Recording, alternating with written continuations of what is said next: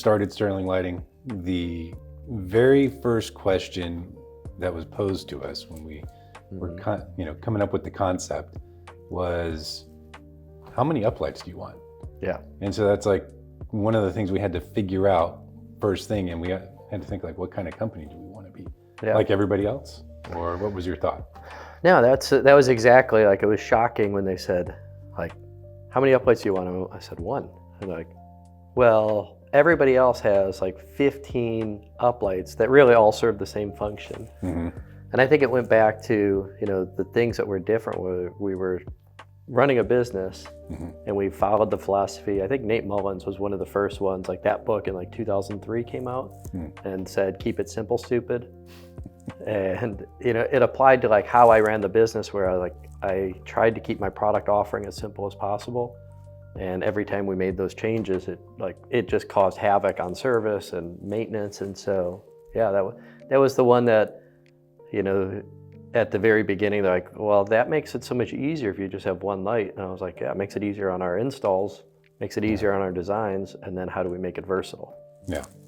No, and that was one of the things, like, you taught me lighting design. This is probably back in 2006.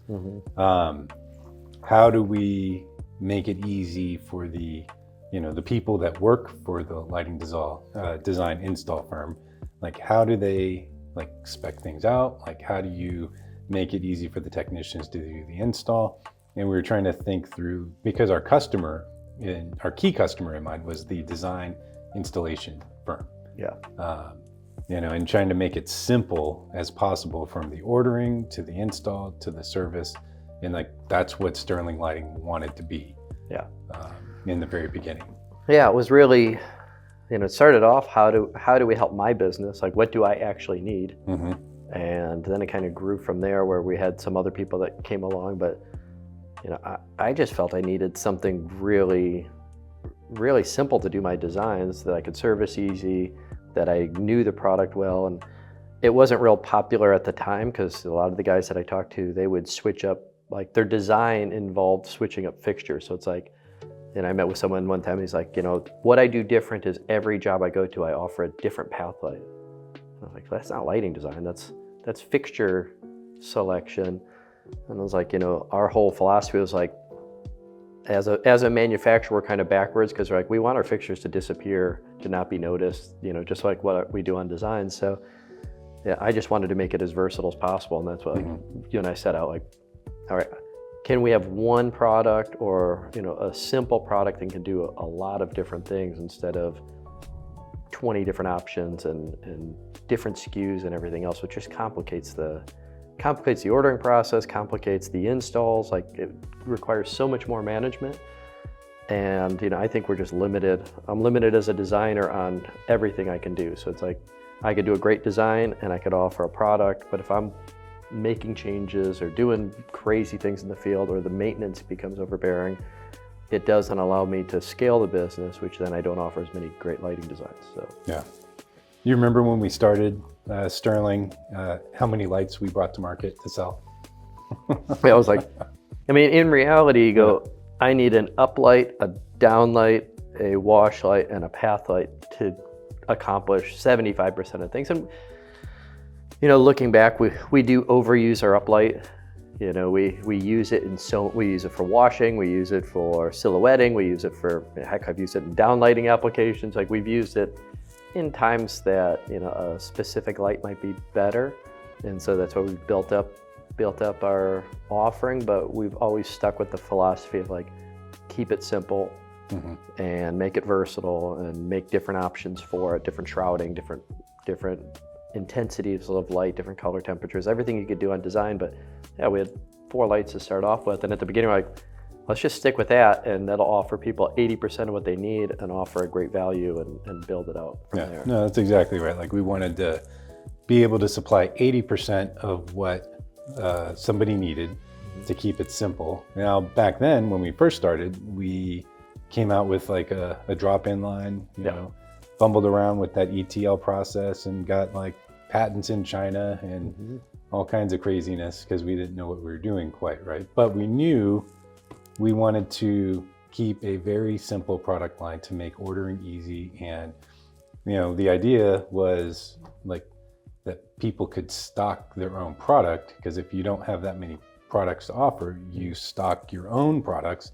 So then it makes upselling easier. It makes outfitting each vehicle easier. And just like, but what was the one problem when we had the drop-in line of like keeping that simple stock in the trucks? Yeah, well, there are two things. Like we started off, I came from like early adopter 2008 into integrated lighting.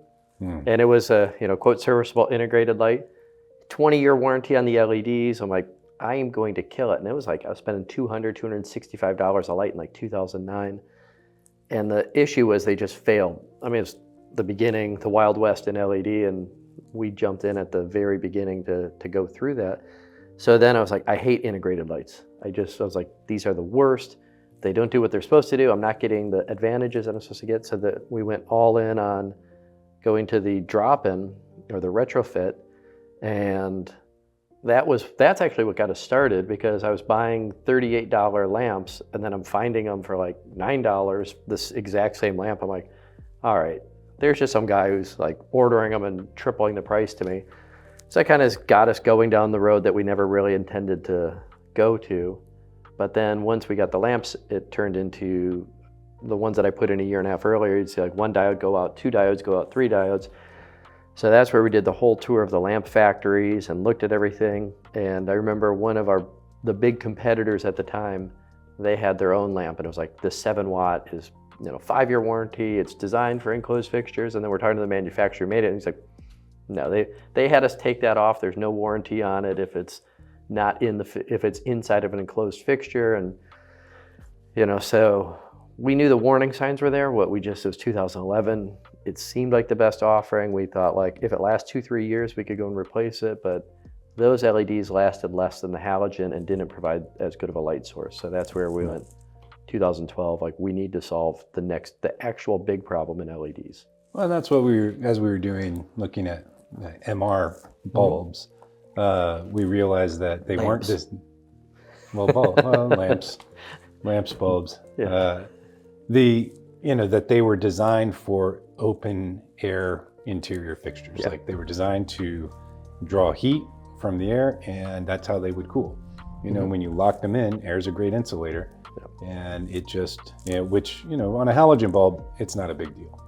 But, when you do an LED, it affects the driver, affects the LEDs themselves. And, we said when you had multiple chips, we were going to jobs and seeing everything from like 2200 Kelvin up to 3400 Kelvin on the same job. And the design looked terrible. And it's only a year and a half into the design. Yeah, major color shifts. And electronics don't like getting, once you're at 90 degrees Celsius, you just start having problems. And there really wasn't proper testing being done to know what the issue was. And that's where we brought in some engineers and said, why are these doing this? What's the issue? Like, well, there's no heat sinking. So we tried building like industrial springs into it and actually building heat sinking into the MR because we like the platform.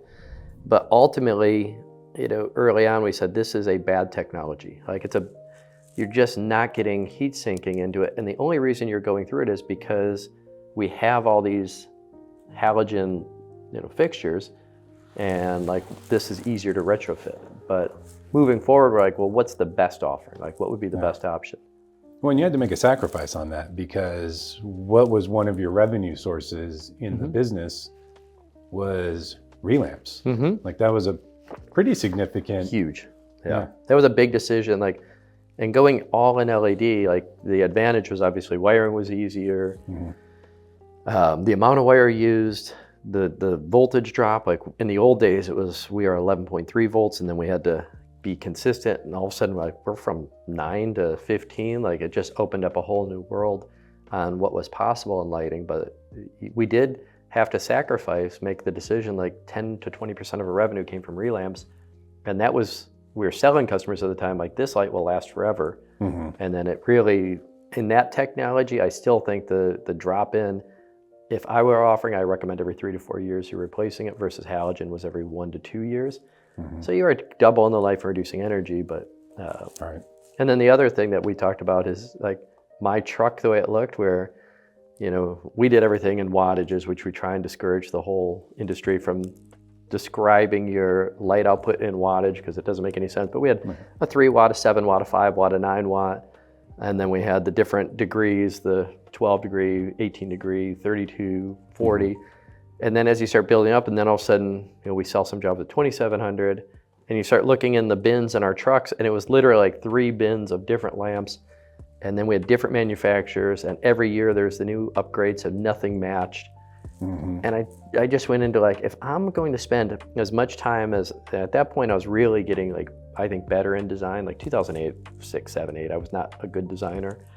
But around that time is where I really became dedicated on lighting design. If I'm gonna put this much time into it, I don't wanna come back to the job in 3 years and just see like, whoever came out just stuck a lamp in and just ruined my design. So it's like, how do we make that as consistent as possible? How do we make it as easy as possible? And going back to, where Nate and Jan were like 2 of the founders and like really progressed lighting in the 90s. How do you go back to that, keeping it simple so that your projects look as good as possible as long as possible? Right. Yeah. Well, and getting back to your point about how we measure light, we kind of always give the example of saying, I'm 230 pounds high. Doesn't quite make sense. But, one of the things, the limitations besides, color variance and using multi-chip diodes, although they don't do that so much anymore. But the big problem was 2 things. A driver and an LED being right next to each other. And you're limited on how many or what you can put through that lamp. And so like what was the, and this is where the whole idea of a dedicated LED platform. So it's not quite integrated. It still has some of the functionality of a drop-in lamp. I was like, but we wanted adjustability on the optic and adjustability on the lumen output. And so what was the solution that we kind of worked through? Yeah, it was, that initial problem I had with the integrated light.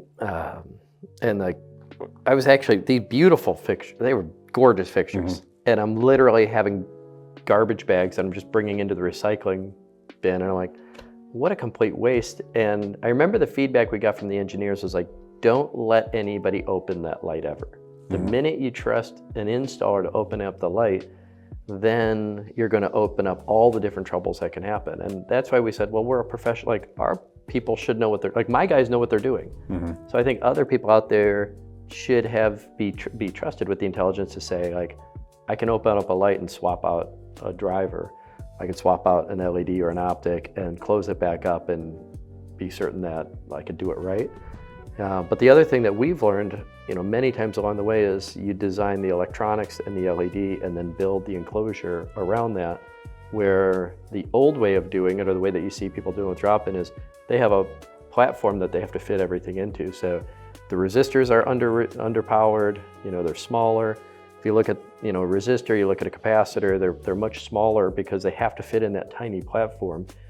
And so you're sacrificing. It's anything an engineer, if there's electrical engineers out there, like everything's a trade-off. So if you go, we need to get it into this platform so that it fits into here, you're designing it backwards and not getting the best out of what you have. So, and that's one of the things we wanted to, at Sterling, to create was consistency across years versus having, with the ultimate, what was the ultimate objective of having like a consistent LED and a consistent driver that remains the same and delivers, probably at least double of double the output inside the luminaire. Then that's a big difference. Like when you're measuring a lamp and the dedicated LED and driver that we created is like, we measure the entire unit and output versus a lamp saying, it may be 500 lumens, but once you put it into, it's going to change based on what fixture you put it in. And why is that a big deal if you are going to be a designer? I think as I became better at design, that became more and more apparent because, I did everything at the beginning just by looks. Like I'd look to see what it would look like, and I'd make an adjustment. And after a while, I wanted to get to the point that I could spec in what I wanted on the design, the light level I wanted. And if I have a 500 or a 700 lumen lamp, but then I put it into a fixture, I've already cut out 10, 20%. The glass cuts out 7%. The shroud can do, like, a great example is our 1,000 lumen downlight, that once it goes through the shroud and the glare guard and the glass and the optic, you're down to like 600 lumens. So we've lost 40% of the light output using the best optics out there, the best glass out there. And we test our competitors all the time, just knowing what's on the market. And you do see a 1,000 lumen lamp that's not tested consistently, and it's just the optic loses 40% of the light output. And so as a designer, I want to know, like, on paper, what I'm looking at, what my result's going to be on the ground or what my result's going to be on the house. So it's not a big question. We've tried to elevate the industry from that standpoint to say, like, you should be able to look on your specification sheet and design a system and understand what that is actually going to do in the field. So it's like each step along the way, we're trying to just enhance your ability to do design and get away from, this industry's Wild West idea. We started off with tail lights and tractor light bulbs and putting them in mason jars. I mean, that was in the 60s and 70s, where it was like, some of the crazy things that got this industry started, and was the total Wild West. And as we get to the next level of, like, we're going to be working with a landscape architect, and we need to be able to not only speak the language they have, but elevate the language, because we have the experience in the field. But can we look at plans and come up with a plan that actually is going to deliver exactly what we want, and not something that we have to go out and every single light, put it in and then make every single adjustment, but scientifically know what your lights are going to do. Well, that's a great point. When you design, and one of the limitations with a bulb is that you don't know the output. It has a stated output. And you brought up the example of our downlight. Uses the same driver LED platform in the downlight as it does in the well light. Downlight is, just under 600 lumens, and the well light is almost 1100. Yeah. Exact same thing, but different placement, different design of the housing, and it affects, you don't have, so if you just took them by themselves, you'd think, oh, well, I get 1100 everywhere. Yeah. And so if you are design focused, you need to have more information than just what an LED is capable of doing. Yeah. So how does, but that's not the only thing. Like that you had to think through when you're designing the product line. No, and I think it goes back to, because I do have people like, well, I'm not trying to be the award-winning designer. And I was like, no, but if you're going to scale your business, you need to have consistency, you need to have ease of service. And so there's a lot of things we did outside of how we brought it into distribution, which, that's a whole different topic. But there's many factors that went into it. It's to have a product that you could put in, how it's going to perform, it's going to last, you could trust it, and then you could service it very quickly, easily, so that you go on and focus on the next job, build up your reputation, build up your design skills, and not divert your focus. But I think it kind of always goes back to our core philosophy at the beginning. Like, our product line is simple. We get requests all the time saying, why don't you come up with linear tape light? Why don't you come up with 5 different, firefly light? Like, all these are color changing and all these different things. And I look at it as, what is it that, not that we have a huge influence as a designer. Like, if I'm excited about something, I sell it to a customer. But when I go back to the basic beauty and design of landscape lighting and what makes it great, it's the simple things that really work effectively is the Sterling model. And it's not chasing the trends. It's staying focused to what we believe and what's going to have the greatest impact long term, and what's going to deliver the greatest value to the end user, where they get done and they say, my home or my business was designed properly, was lighted properly, and lasted 10, 20, 30 years, and was just, above and beyond anything I could have expected. Yeah. So.